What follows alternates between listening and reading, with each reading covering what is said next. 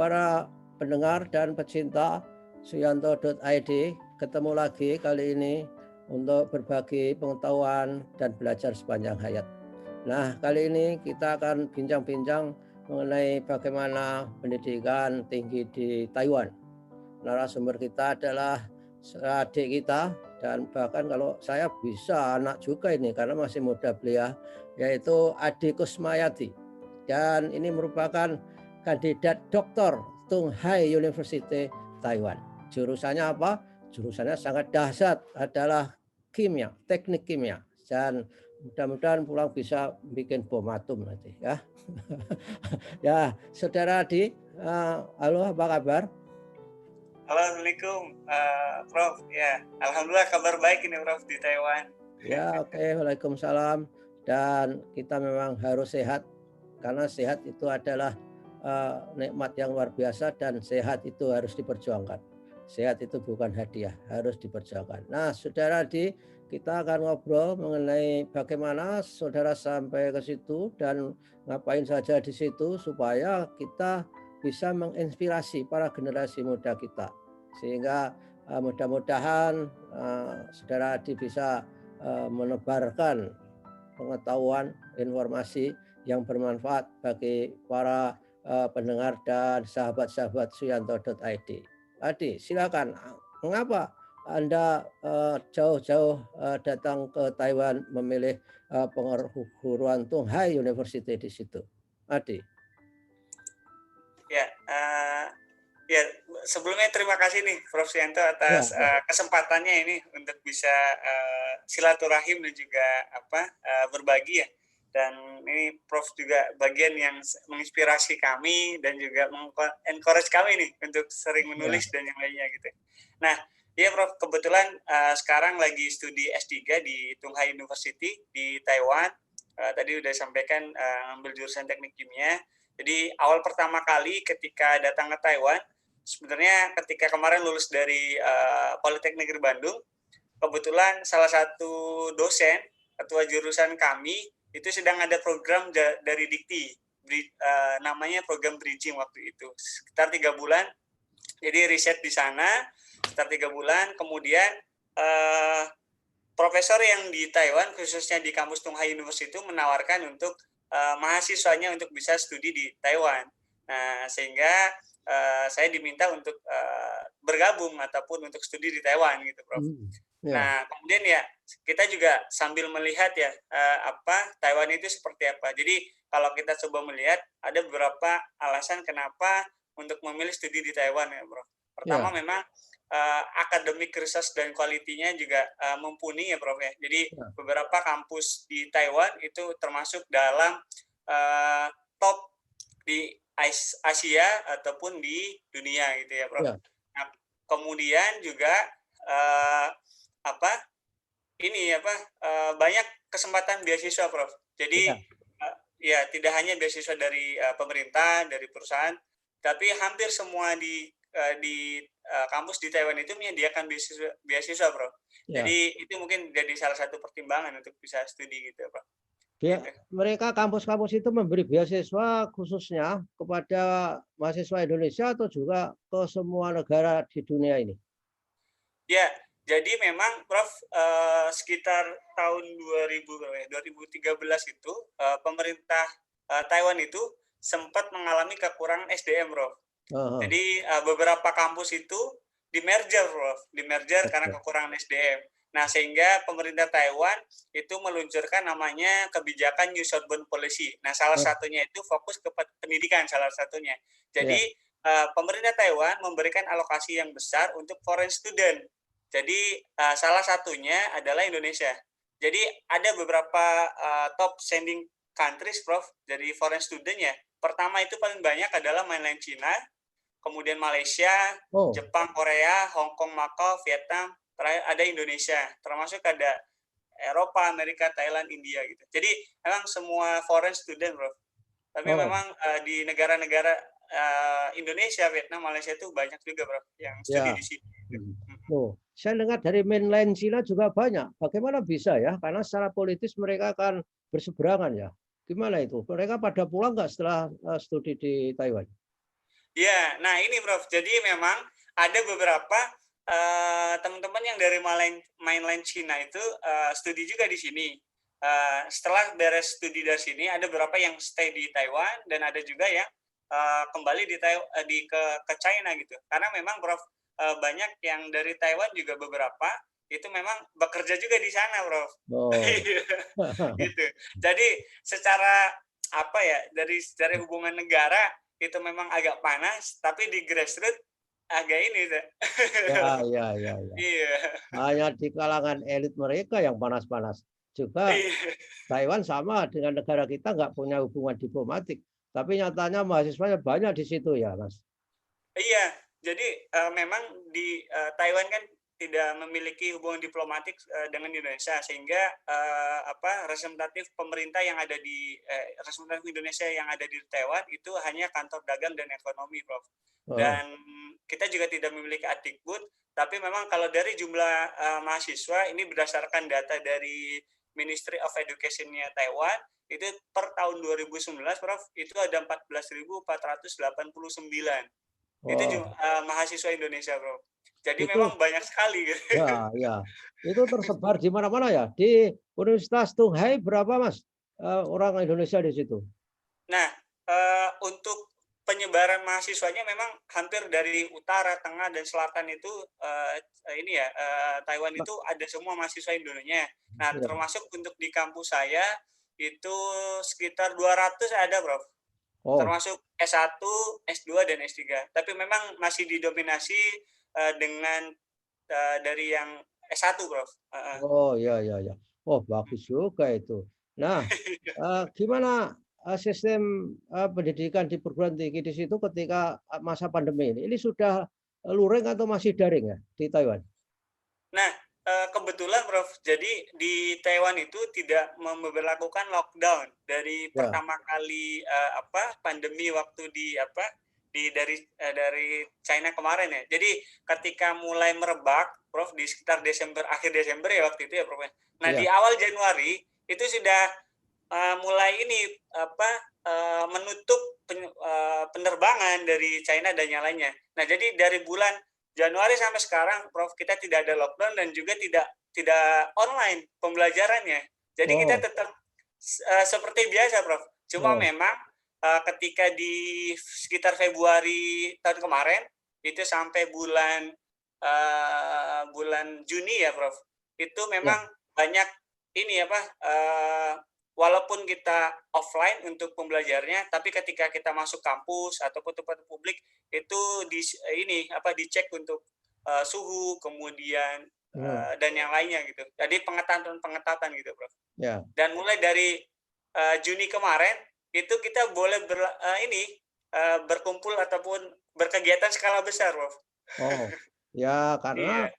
penularannya hampir zero di situ ya. Jadi Iya, jadi kebetulan aman-aman memang saja. kebanyakan import case, Prof. Ya, ya oke. Jadi andai kata ada itu berarti imported case, bukan local case ya. Iya, sedikit, Prof, local case-nya. Jadi kita Ya, oke. pembelajarannya ya offline sih, Prof, sampai saat ini ya. Heeh. Hmm. Itu dalam kampus di Tunghai University itu pakai bahasa Inggris ya, Mas? Nah, untuk pembelajaran kita sehari-hari, Prof. Jadi ada yang full bahasa Inggris, ada yang bilingual, Prof. Jadi Oh, 50% bahasa Inggris, wah, 50% Mandarin. Iya, ada bagus yang ya. beberapa ada Ya. yang full Mandarin, tapi memang kebanyakan ini bilingual sama full bahasa Inggris sih, Prof, untuk Nah, pembelajaran. Mandarin itu kan ada ya. Kalau di Hong Kong itu ada apa ya itu? Ada ada dialeknya gitu loh. Eh, Iya, iya. ya kalau Taiwan termasuk sama dengan di Hong Kong nggak ya bahasanya itu? Nah, Kan- kebetulan iya. Kantonis, Kantonis dengan apa gitu loh. Ya. Oh iya benar, Prof, kartun. Jadi mirip-mirip sih, Prof, untuk bahasanya ya, termasuk dengan China gitu ya. Cuma Hmm. memang Taiwan lebih tradisional, Prof. Jadi Oke. memang lebih lebih kuno gitu. Itu sih, Oh. Prof. Nah, kemudian ini kalau assignment, mesti paper, disertasi, itu Mhm. syaratnya harus pakai bahasa Inggris atau bahasa Taiwan? Nah, kalau untuk assignment, pembelajaran, kemudian paper dan yang lain dalam bahasa Inggris, Prof. Dalam Oke, bahasa ya Inggris. Taiwan itu sangat maju juga. Zaman saya di Amerika punya teman dari Taiwan. Jadi Oh iya. ya tahun 86 lah. Tapi Oh iya, 86 itu banyak, Prof, ya? ya Profesor banyak yang sekali. dikirimkan untuk studi di Ya, Amerika. ya dan komputernya dari Taiwan itu merajalela di Amerika. Apa dulu mereknya? Zenith atau Asus apa ya? ya? Asus. Zenith kelihatannya. Itu Ini. Oh luar iya. biasa itu zaman dulu. Nah, kemudian bagaimana Adi yang Anda kagumi apa dengan proses belajar di perguruan tinggi Taiwan dibandingkan dengan ketika Adi masih di Indonesia? Mhm. Cara belajarnya, culture-nya, kemudian disiplinnya, ada beda Mhm. enggak? Ya, dulu kebetulan waktu S1 ya kebetulan kan dari diploma ya, Prof, ya, Ya, dari Politeknik dulu saya. Jadi memang lebih banyaknya aplikasi ya, aplikasi praktek. praktikal ya dulu Ya, waktu di apa Politeknik. Nah, ketika di sini memang ada beberapa perbedaan ya, Prof, ya. Terutama ketika ke sini kan S2 waktu itu. ya. Pertama terkait tentang infrastruktur untuk ini sih, Prof. Pertama untuk infrastruktur untuk riset ya. Hmm. Untuk riset. Jadi di kampus, beberapa kampus termasuk kampus saya juga lumayan lengkap untuk alat-alatnya, Prof, ya. Dan juga 24 jam gitu, Prof. Ya, Oh, pengalaman dulu waktu S1 ya terbatas kita gitu. iya, Hanya iya, sampai sore atau mungkin sampai maghrib gitu. Ketika iya, lepas itu ya kita tidak boleh gitu.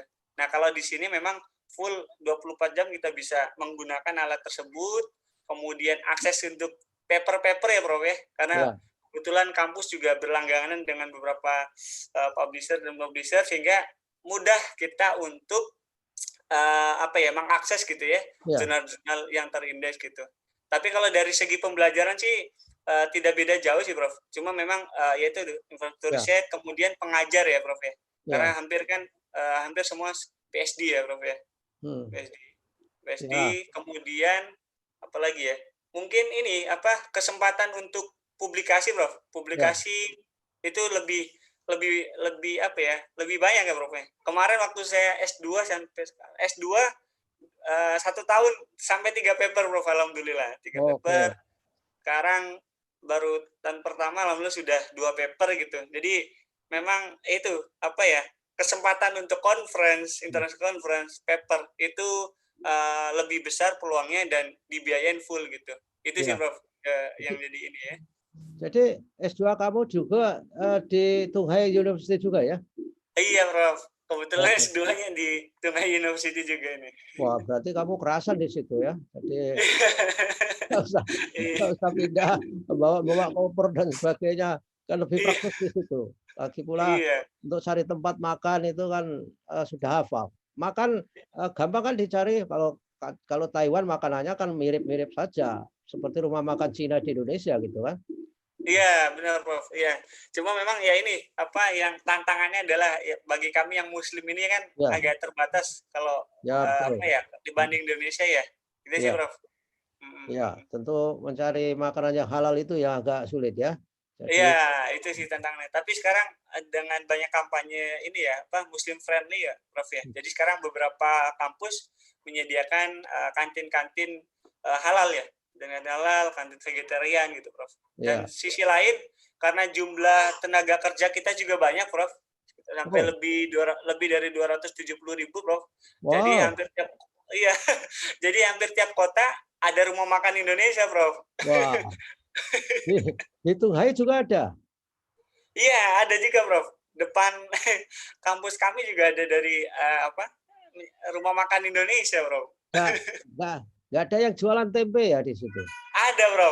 Ada yang jualan tempe, ada yang jualan ini, Bro. Saya saya dulu waktu di Amerika juga bikin tempe. Rasanya bisa bikin tempe di Amerika itu sesuatu banget gitu loh. Jadi raginya beli dari juga apa Heeh, toko Cina juga namanya heeh, House of Wong itu. Jadi luar mhm. biasa itu. Nah, gimana Adi? Ceritakan supaya menginspirasi teman-teman kita yang ingin mencari beasiswa. Gimana caranya mencari beasiswa sampai ke Tungghai University itu?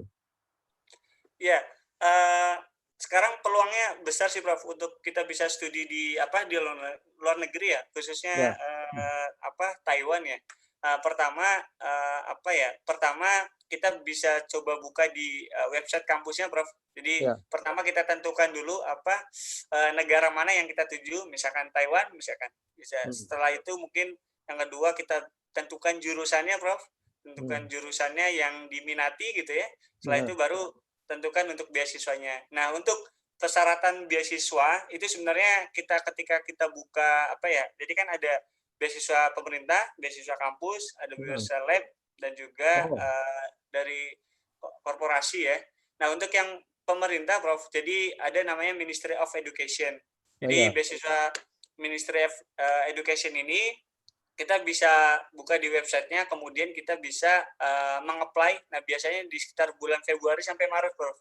Gitu. Itu alhamdulillah bisa mengcover untuk biaya hidup, kemudian semesteran dan yang lainnya. Jadi kita bisa kuliah, bisa juga untuk mengirim ke rumah juga bisa gitu, Bro.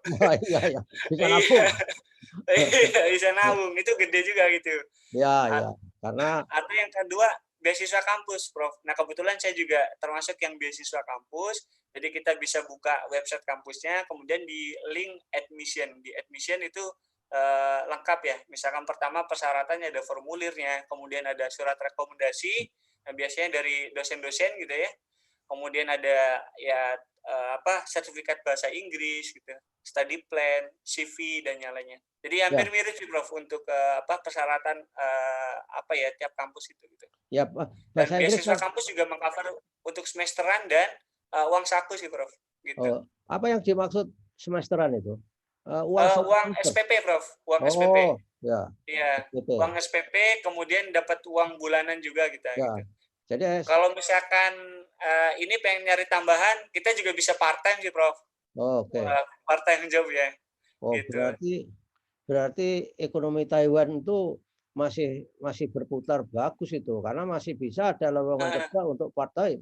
Itu kan berarti tidak terlalu down industrinya, kerjaannya akibat dari pandemi ini ya. Iya Prof. Jadi ini banyak juga yang part time, termasuk saya sih Prof. Part time dengan bayarannya per jam ya Prof ya, kalau di sini ya. Berapa 1 jam di situ sekarang? 1 jam itu kita UMR-nya Prof untuk ini itu 160 NTD. Ini kalau dikonversikan ke rupiah karena 1 NTD mata uang Taiwan itu 500 perak Prof. Jadi sekitar 75.000 Prof per jam ya. Per jam ya?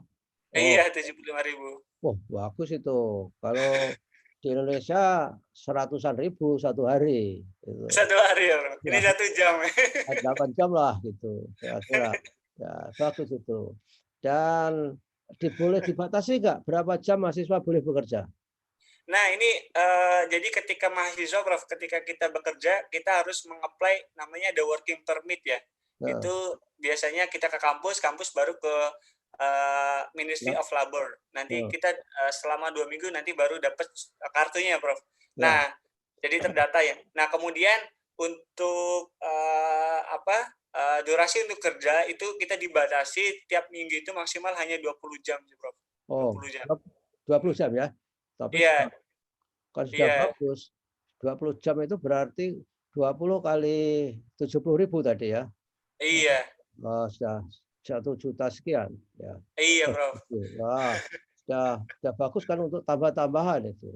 Nah, beasiswa biasanya periodnya diberi batas sampai selesai studi atau yearly basis gitu. Nah, untuk beasiswanya biasanya ini Prof, kayak misalkan nih saya beasiswa kampus ya Prof ya. Kalau untuk beasiswa kampus biasanya untuk biaya semesteran itu di-cover sampai studinya selesai. Ya. Nah, kalau untuk uang saku biasanya kalau uang sakunya dari profesor jalan terus sampai studi selesai. Kalau uang sakunya misalkan tambahan dari kampus, biasanya ada evaluasi Prof, evaluasi tiap tahun misalkan berdasarkan performance ya. Tapi kalau untuk semesteran sih sampai akhir. Nah, kalau yang beasiswa pemerintah Prof, itu memang full sampai 4 tahun ya. Sampai 4 tahun misalkan untuk yang PSD ya. Itu kalau untuk S2 sekitar 3 tahun itu full, Prof, untuk biaya semesteran dan juga biaya untuk uang saku tiap bulannya gitu, Prof. Lalu Gitu. kamu dulu waktu apply itu melampirkan English proficiency atau TOEFL atau IELTS? Nah, kemarin saya melampirkannya TOEFL ITP, Prof. Oh, Iya. TOEFL Iya. ITP. Iya.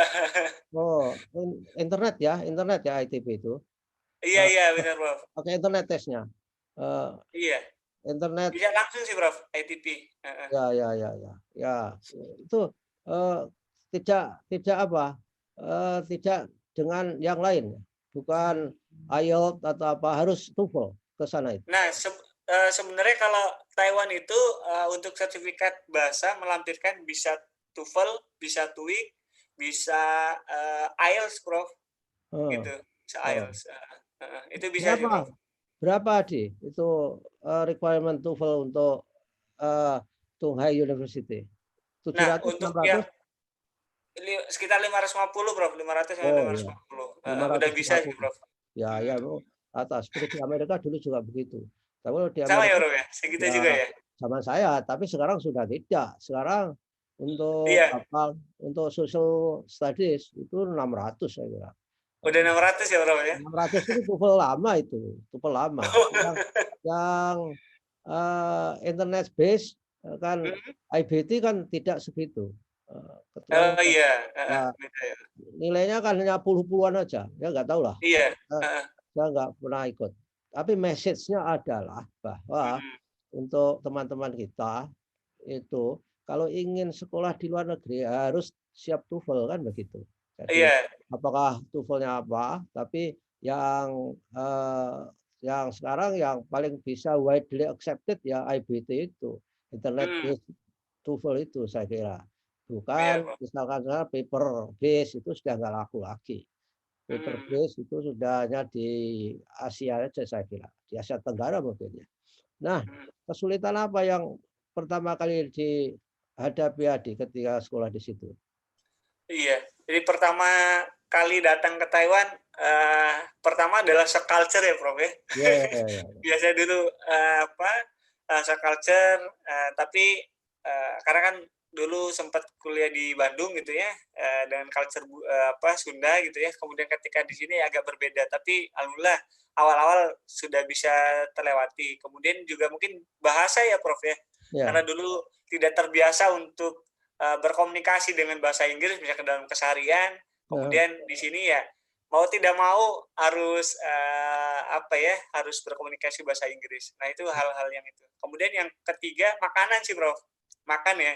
Karena mungkin kalau ketika kita di Indonesia kan kaya akan bumbu-bumbu ya, Prof, ya. Iya. Ketika Hambar ya di situ. ketika di sini hambar gitu, Bro. Mau kita sayuran hambar sekali gitu. Nah, itu mungkin yang agak-agak ini ya untuk ini gitu, Bro.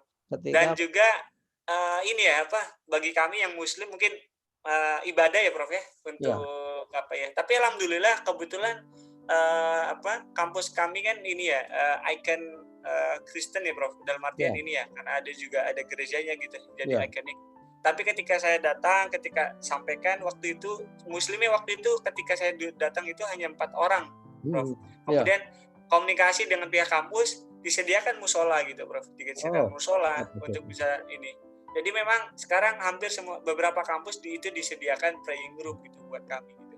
Karena memang untuk masjid besarnya, Prof, itu satu kota itu hanya satu, Prof. Oh, ya. Satu kota satu. Iya, masjid besarnya, Prof. Jadi kebayangkan kalau Dan ketika sholat Jumat, Prof, itu kan ke masjid besar ya. Itu 2 kali naik bus saya, Prof. Jadi sekitar 45 menit sampai 1 jam gitu, Prof. Ada ini Taiwan winter bukan sekarang ini? Ya, sekarang masuk winter, Prof. Sekarang masuk winter. Berapa dinginnya sekarang? Nah, Taiwan sekarang masih belasan. Kadang di bawah 10, sekarang belasan lagi, Prof. Udah mulai ini Celsius lagi. Ya? Iya, Celsius, Prof. Kamu ada snow nggak di Taiwan? Nah, kalau untuk snow-nya itu hanya beberapa tempat saja, Prof. Hanya Oke. di biasa yang tinggi dekat-dekat pegunungan itu aja sih, Prof. Nggak semuanya merata sih, Prof. Ya, wah rugi dong kalau tahu snow harus harus pergi jauh kamu. Iya, rugi nggak merasakan snow ya, Prof. Nah, ya ya, oh, kalau saya dulu di Michigan itu snow-nya luar biasa itu. Bisa Iya. waktu misalnya ada, eee, banjir snow, ya bukan banjir, snow yang tinggi bisa sampai 1 meter itu. Wah, Wah, luar biasa, tinggi. mengerikan itu. Iya. Tapi jarang terjadi. Saya Heeh. saya hanya, mengalami namanya thunderstorm, itu Hmm. ada di situ, snowstorm namanya. Hmm. Jadi Hmm. ketika hujan rintik-rintik snow langsung, apa, temperaturnya turun drastis sehingga semua daun-daun itu dibungkus es dan ketika Oh, matahari terbit itu, sinarnya merefleksi luar biasa indahnya. Buat orang Indonesia keluar foto-foto sukaria, buat orang Amerika itu merupakan suatu bencana itu, sedih. karena Karena kita baru ini ya, mungkin karena nggak ada di Indonesia ya, Prof ya. iya, kita pada foto-foto, tertawa-tawa, orang Amerika ngurung di dalam dan harus mentaati aturan. Nggak boleh Oh, memakai air 1 hari per orang lebih dari 10 liter misalnya saja. Karena pasokan air kan, oh, apa, terganggu terbatas. akibat ya itu, Oh, pipanya pecah akibat hmm, hmm. dari suhu yang dingin segala macam itu terjadi. Oh, Nah, Adi, kemudian apa yang, kamu bisa bawa ya pulang sebagai values orang Taiwan ke Indonesia yang itu merupakan nilai tambah bagi karier kamu, bagi hidup kamu itu apa? Kira-kira yang kamu bisa lihat dari kehidupan kampus di situ? Apakah disiplinnya, hmm. ramahnya orang, di samping fasilitas yang melimpah, itu apa kira-kira yang membuat kamu nanti akan beda dari sebelum sekolah di situ dan setelah pulang? Apa kira-kira? Iya. Pertama ini, Prof, apa, kedisiplinan ya, Prof ya, kedisiplinan Iya, ya. Jadi ketika kita ada meeting ataupun pertemuan ketika jam segini ya, itu, selalu tepat gitu. iya, Kalaupun misalkan ada meeting profesor itu telat, misalkan hanya telat 5 menit aja, Prof, itu iya, pasti beliau akan nelpon dulu gitu.